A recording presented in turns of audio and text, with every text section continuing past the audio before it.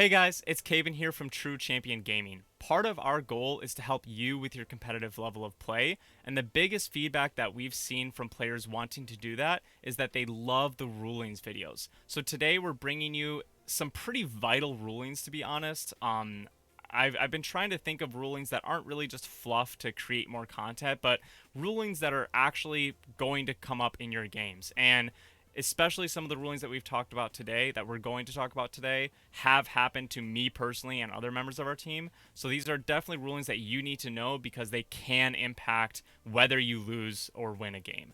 We do have multiple level 1 judges on our team, including myself, that have all passed the judge exam. And we make sure to confer amongst each other, double check the rulings and the QAs, and we even reach out to the level 0 judge of the game sometimes just to make sure if we are correct on a ruling, because we want to make sure that every ruling that we put in a video is correct and you guys don't need to worry about that.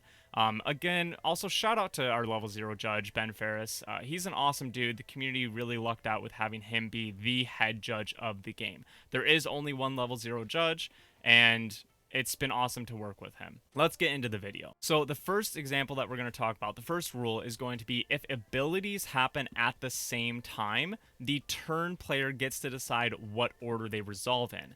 A really good example of this is when if you have a Mr. 3 on the field from OP2 and the Ivankov leader from OP2 as well. Both of their abilities just simply read end of your turn. This means that when you go to pass your turn, they will both trigger at the same time. How you want to resolve them is up to you. So clearly, the better option is to, discard a card from Mr. 3, restand him, and then draw an extra one with Ivankov, and basically kind of get like a free restand in a way. However, it is really important to know this because, A, the way that's usually correct to resolve it. But let's say that you're really low on deck size, you might not want to draw more with Ivankov. So you may choose to draw with Ivankov and then discard with Mr. 3. So either situation can happen, but knowing that you get to choose is how you're going to get the most advantage out of these cards. If you've played DBS before, it's essentially handled the same way as that game. Rule number 2. So we're going to set up a little bit more of a situation for this one. Let's say that you control a Promo Eustace Kid 3-drop. If you put 2 Dawn on him on your turn, he will gain the effect of double attack and become a 6,000 attack power because the Dawn gives him 1,000 attack each. Now let's say you take that card and you attack into your opponent's 5k leader.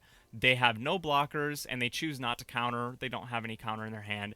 Then now, at this point, you've successfully had a double attack swing go through. What happens next is something that not all players may know. The damage from this attack will be dealt one at a time. So the proper sequencing is to check one card from life and have the option to resolve triggers.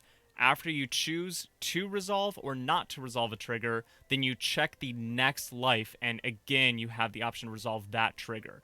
Some players I have seen personally in real life pick up 2 life when they get hit by a double attack, and that is not the proper sequencing. If you do that, you will not be able to resolve the trigger of the first life because you have essentially already committed to adding that to hand or skipping the trigger step, whatever you want to say. So if you do get hit by a double attack or you are double attacking someone else, just make sure that that first life is being checked and then the second life. Alright, rule number 3. Let's actually go right back to that double attack Kid situation. Let's say you're attacking with Kid, and they have a jet pistol on the first life that they take.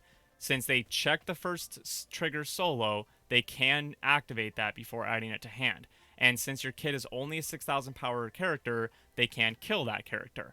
However, since you're watching this video and you're subscribed to the channel, shameless plug, you know that the second damage from Kid will still go through even if they jet pistol it. The damage from Kid's attack has essentially already been dealt and is only in the process of resolving. There is no way to stop that damage at this point in the current meta of the game. There's no cards that exist that can do that. But yeah, so that's a really important thing to know because I could definitely see, players resolving a jet pistol and being like, oh, okay, that character dies, he's no longer dealing damage. The damage has already been dealt. It does not matter if the character is still on the field. That second life will be checked and, do the whole trigger process and all that stuff. This is absolutely a ruling that could make you a game if you didn't know it. Rule number 4. Let's keep talking about triggers, I guess. You might think it's a little weird that I'd brought up the Promo Kid 3-drop instead of the Yamato Secret Rare from OP01. Yamato's definitely seen more competitive play, and we always try to use examples that you are more likely to see. So she is the go-to double attacker that you're probably going to see more often. However, Yamato has Banish, and if a Banish attack connects, the cards will immediately be sent to the trash instead of going to hand, and it will skip the step where you get to resolve triggers. So that's a really important thing to know. If you get hit by a Yamato, it doesn't really matter if you're checking the life one by one. Technically, that is the correct thing to do, is pick up 1 life, put it in the trash, pick up 1 life, put it in the trash, but you're not going to be resolving those triggers anyways. Alright, rule number 5. I guess triggers have just ended up being the theme of this video, which is fair because they are actually a little complicated, especially if you're coming into the game. So let's end on an easy one. It's important to keep in mind that resolving a trigger is actually not the same as activating an event. Even though the trigger is on an event card and you are activating the trigger from that event card, it is considered as activating a trigger and not activating an event. The reason why this difference is actually very crucial is, let's say that you're swinging a card into an opponent's leader like Crocodile from OP01. If they have a Dawn on him, when they activate an event, they can potentially draw. However, if you swing into them and they take a trigger, or they take a life and they choose to resolve a trigger from life, they will not get to draw using the lead ability because they are not activating an event, they are activating a trigger. So that's a real life situation in where that difference actually really does matter. There are other cards as well. It is not just Crocodile where this type of interaction could matter, but that's just probably the most likely one that you're going to see in this current state. Hopefully you learned something new. We try to bring a couple of easier rulings to understand that you might already know, but some of the newer players might not. But we also try to dive deep and get some of those more intricate rulings that even players that are going to treasure cups and going to locals every week and practicing all the time, you still may not know them. So hopefully this video gained your competitive edge a little bit more, and we'll see you on the next one.